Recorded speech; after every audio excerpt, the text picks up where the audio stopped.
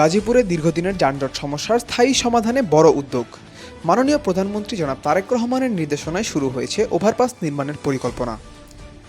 Joydebpur rail crossing এলাকায় যানজট নিরসনের লক্ষ্যে কৃষি গবেষণা কেন্দ্র থেকে রুদখোলা মাঠ পর্যন্ত ওভারপাস নির্মাণের জন্য ভূমি অধিগ্রহণ ও ডিজাইন পরিদর্শন করেন গাজীপুর সিটি কর্পোরেশনের প্রশাসক শওকত হোসেন সরকার এবং জেলা পরিষদের প্রশাসক চৌধুরী ইশরাক আহমেদ সিদ্দিকী।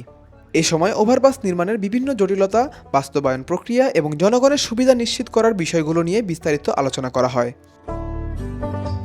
পরে পুবাইল থানাধীন ৪২ নং ওয়ার্ডের পদহারাবাইদ এলাকায় বাইতুল নূর জামে মসজিদের ৪ তলা ভবনের ভিত্তিপ্রস্তর স্থাপন উপলক্ষে আয়োজিত আলোচনা সভা ও দোয়া মাহফিলে প্রধান অতিথি হিসেবে যোগ দেন প্রশাসক। এ সময় একই এলাকার দুটি রাস্তার মেরামত কাজের উদ্বোধন করেন তিনি।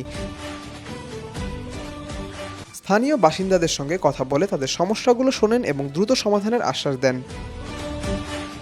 বিকেলে নাইস আইডিয়াল কিন্ডারগার্টেন স্কুলের বার্ষিক ক্রীড়া প্রতিযোগিতা ও পুরস্কার বিতরণী অনুষ্ঠানে অংশ নেন প্রশাসক। এ সময় তিনি শিক্ষার্থীদের সুশিক্ষার উপর গুরুত্বারোপ করেন এবং অভিভাবকদের সন্তানদের শিক্ষার প্রতি আরও যত্নবান হবার আহ্বান জানান।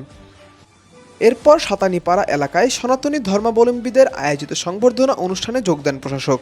অনুষ্ঠানে তিনি সকল ধর্মের প্রতি সম্মান প্রদর্শনের ওপর গুরুত্বারোপ করেন এবং সনাতনী ধর্মাবলম্বীদের সার্বিক সহযোগিতার আশ্বাস দেন।